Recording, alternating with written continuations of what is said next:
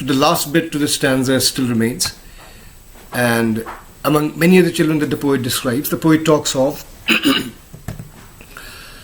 one child who is ironically sitting at the back behind many other children and is hardly visible to the eye. However, to the poet, the child appears to be mentally absent. And his mental absence from the class brightens up the mood of the poet, and the stanza ends on an optimistic note. How? Because the child is mentally absent, and as the poet says, he appears to be dreaming of the game the squirrels play in the hollow of a tree. The poet seeks solace in the fact that the child may yet bring a change in the lives of all other children sitting in the same classroom. Why? Because abject poverty has not been able to crush his dreams, his imagination. That's where the first stanza ends. The second stanza begins with the description of the classroom. The classroom has been decked up as any classroom anywhere in the world with chart papers which adorn or decorate the walls of the class. Among the chart papers that have been decorate the classroom are Shakespeare's portrait, world map, a valley, a picture depicting the Tyrolese Valley, the valley that I could not recall earlier on, Tyrolese Valley, which happens to be in Austria. And the fourth portrait is that of all such buildings, such as UNESCO, WHO, CRY, Child Relief NU. Of all such organizations that are specifically meant for the welfare of the children, the underprivileged ones.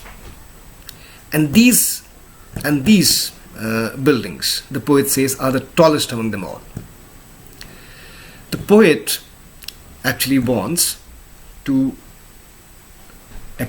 us to understand that despite the huge amount of money that is pumped into the upkeep of these and the maintenance of these buildings, which are meant to bring and uplift the lives of the poor children, the lives of the poor children remain what they have been, despite the tall claims of the world. He also describes world map, the world political map that decorates the classroom. And he calls it, and he describes this world political map as a bad example in the third stanza that follows. However, in this particular stanza, in the second stanza, he says that this world, the world that this world political world depicts, is not the world that these children live in. Their world is the world that their classroom windows throw open to them. Their world is the world which they see from outside or through their classroom windows. The world wherein the sky is not clear. They don't get to see the clear blue sky. The air is loaded with all sorts of poisonous chemicals. And this environment, the polluted environment, makes their existence quite suffocating. It is this world that the children lead their lives in.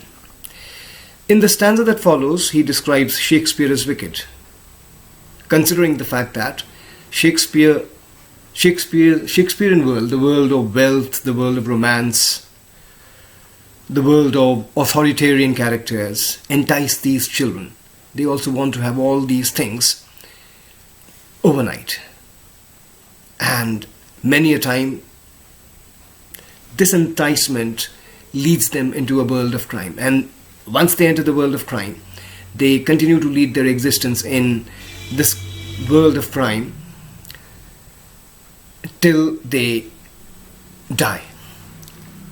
In the last stanza, the poet talks of how only at the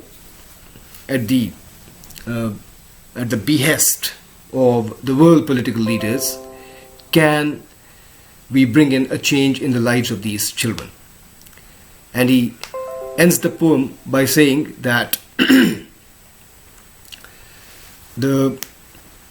these children should be brought out from the world of poverty that they languish in, and should be shown the world of greenery, the world where huge blue waves crash on the golden beaches.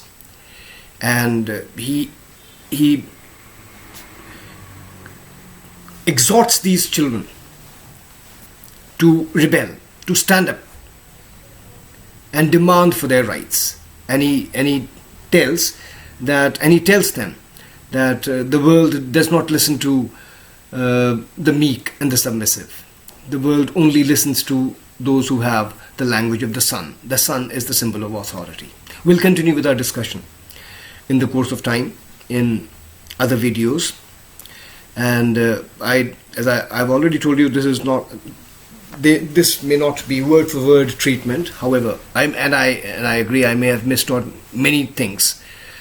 So when we get together in a formal setup, that of a classroom, we'll do the thematic appreciation of this particular poem. Thank you very much.